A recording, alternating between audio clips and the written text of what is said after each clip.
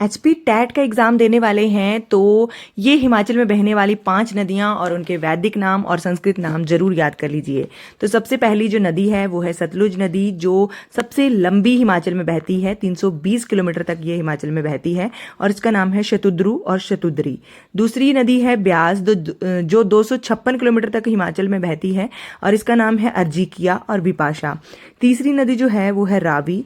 Ravi 158 kilometre जो है वो हिमाचल में बहती है और इसका नाम है पुरुषणी और इरावती।